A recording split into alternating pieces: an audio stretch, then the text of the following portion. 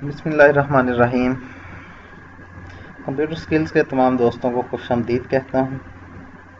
उम्मीद करता हूँ कि आप सब खैरियत से होंगे।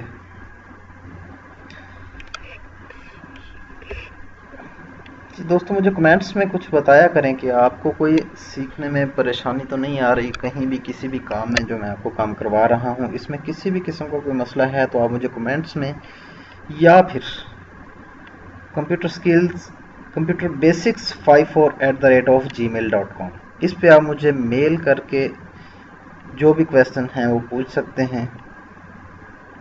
इंशाल्लाह मैं आपको हर क्वेश्चन का जो है आंसर दूंगा,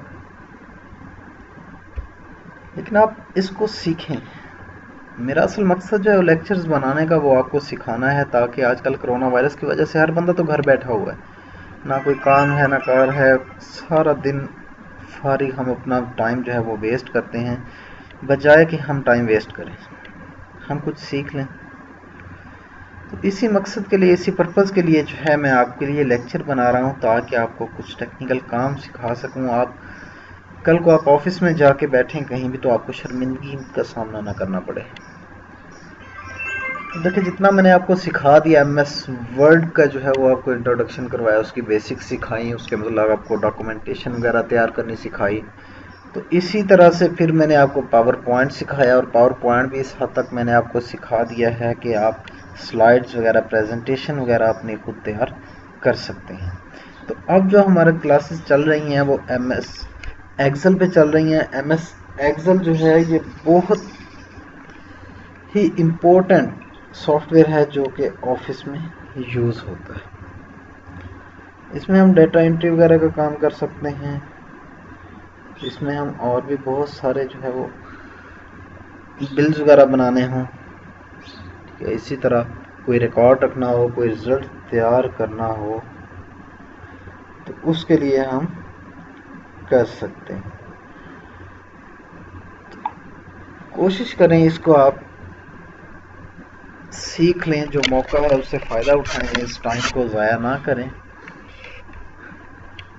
आइए अब हम अपना लेक्चर स्टार्ट करते हैं। दोस्तों, हमने पिछली क्लास में जो था वो सम और एवरेज का फंक्शन किया था, तो आज हम मल्टीप्लिकेशन करने जा रहे हैं। मल्टीप्लाई जब आपने करना है तो क्या करना है, आपने फ्रेंड्स, आपने जिस भी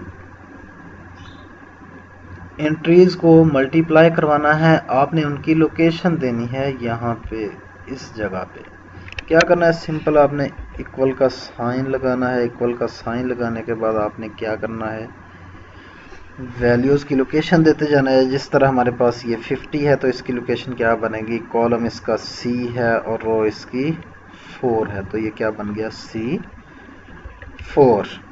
इसके बाद आपने मल्टीप्लाई करवाना है तो आपने स्टैरिक प्रेस करना है। स्टैरिक के बाद आपने क्या करना है, दूसरी एंट्री आपकी D, और ये D और 4 है, तो यहाँ पे हमने क्या कर देना है, D4 लिख देना है। उसके बाद फिर स्टैरिक प्लस प्रेस कर देना है।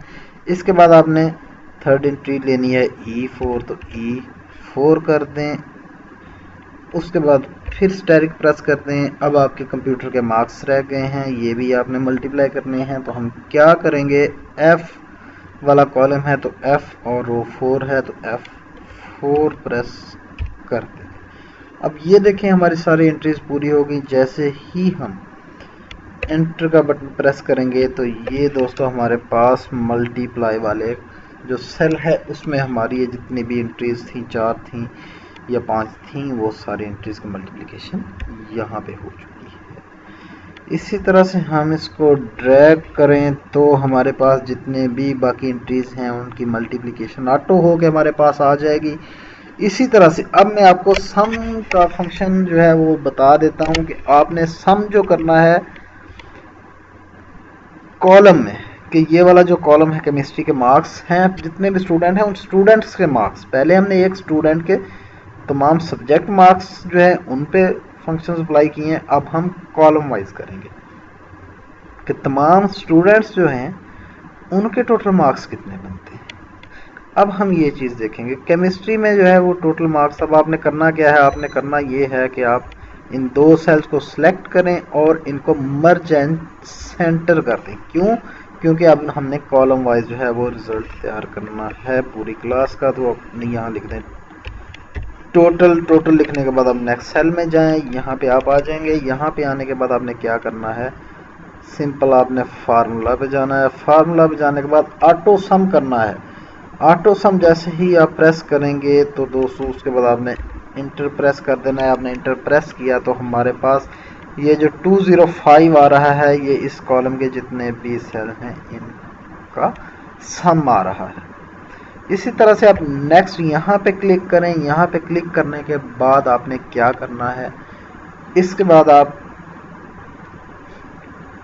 आपने करना ये है कि आपने फिजिक्स के टोटल मार्क्स का सम करना है। तो उस सेल में जाके आप सिंपल वही काम करें और प्रेस कर दें। ये आपके फिजिक्स के टोटल मार्क्स हो गए।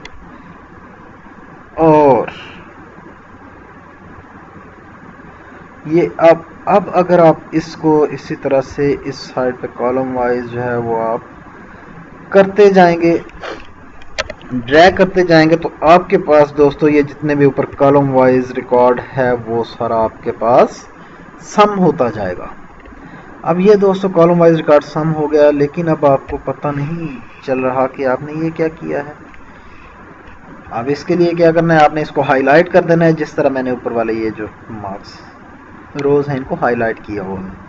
इसी तरह अब हम क्या करते हैं, इसको हाईलाइट कर देते हैं। हाईलाइट करने के लिए आपने क्या करना है, इस तरह ड्रैग करना है। ड्रैग करने के बाद आपने होम पे जाना है। होम पे जाने के बाद यहाँ पे क्लिक करना है। जो भी कलर आप रखना चाहें इसका तो वो आप सिलेक्ट कर सकते हैं। फॉर एग्जाम्पल मैं ये कलर सेलेक्ट कर रहा हूँ। तो ये देखिए अब मुझे यहाँ से क्या पता चल रहा है कि जो हाईलाइट किया हुआ है इसमें कोई नई चीज़ है। अब नई चीज़ क्या है, जैसे ही मैं टोटल पे आऊँगा तो मुझे ये पता चल जाएगा कि ये मैंने टोटल किया हुआ है कॉलम वाइज।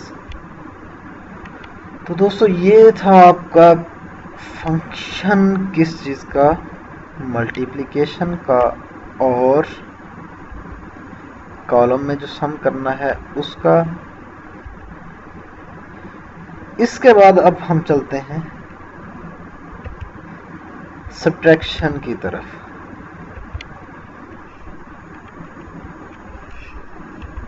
यहाँ पे हम सम लिख लेते हैं, सब लिख लेते हैं। इसी तरह अब आपने सब्ट्रैक्शन करनी है। सब्ट्रैक्शन किसकी करनी है, फॉर एग्जांपल हमने करनी है H4 की G4 से। तो आपने सिंपल क्या करना है, इक्वल का साइन प्रेस करें, H4 माइनस G4, इसको प्रेस करें, इंटर प्रेस करें। तो ये दोस्तों आपके पास माइनस का जो फंक्शन है वो अप्लाई हो गया। सब्ट्रैक्शन हो गई किसकी, 400 में से 225 की, कि टोटल मार्क्स में से हमने क्या किया, ऑब्टेन मार्क्स जो थे वो माइनस किए। अब नेक्स्ट काम वही हमारा होगा। ये देखें दोस्तों, यहाँ तक मैंने फंक्शन ये अप्लाई करना है कि टोटल मार्क्स आए, तो यहाँ तक मैंने ये सिलेक्ट करके ड्रैग करता जा रहा हूँ। अब एक रह गया है, उसको भी इसी तरह से हमने जैसे ही ये ड्रैग करेंगे तो हमारे पास वो भी आ जाएगा।